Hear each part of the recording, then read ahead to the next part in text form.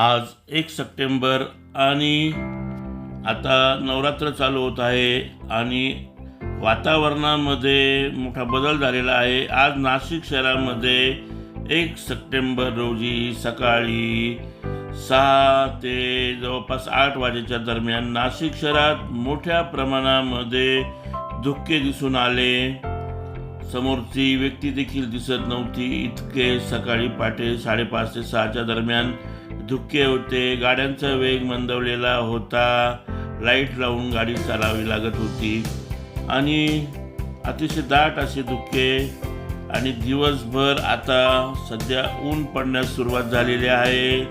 त्यानंतर रात्री 11-12 नंतर जरा थोडीशी गुलाबी थंडी देखील वाजू लागलेली आहे आणि सुंदर असं वातावरण नाशिकमध्ये आता तयार होत आहे। गुलाबी थंडीचं आगमन सुरू झाल्याचे हे चित्र आहे आणि झाडाझुडपांवर थोडंसं दव देखील व दवाचे टिंब देखील थेंब दिसून येत असल्याचे चित्र सर्वत्र तयार होत आहे आणि निसर्गाने हिरवा जो शालू परिधान केलेला आहे तो या धुक्यामध्ये अतिशय सुंदर असा सध्या नाशिक शहरात दिसत आहे। आणि या सर्व छानशा वातावरणामुळेच नाशिक शहराकडे राज्य व परराज्यातील नागरिक नाशिक शहराकडे वळू लागलेले आहेत। इतर राज्यापेक्षा आणि इतर जिल्ह्यांपेक्षा नाशिक शहरामध्ये थोडा उन्हाळा देखील कमी असतो, त्यामुळे नाशिक शहरात व्यवसाय तसेच कामासाठी नोकरीसाठी सध्या नाशिक शहराला प्राधान्य नागरिक देऊ लागलेले आहेत।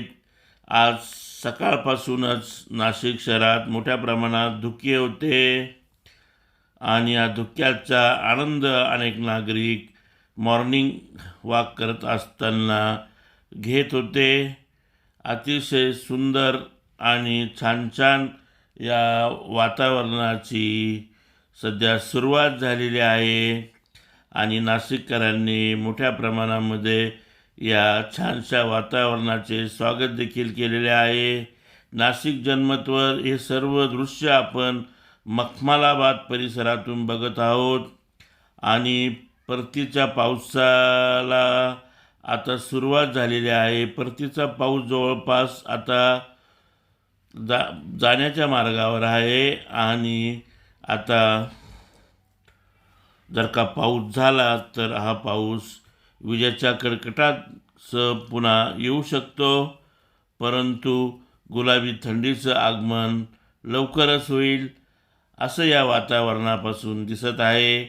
आणि लवकरच दिवाळी आणि दसरा देखील येत आहे, त्यामुळे शेतकरी वर्ग देखील गुलाबी थंडी पडली तर गहू हरभरा वगैरे लावण्याच्या तयारीत आहे। नाशिक जन्मतसाठी चंद्रकांत धात्रक यांनी हे सर्व शूटिंग घेतलेलं आहे।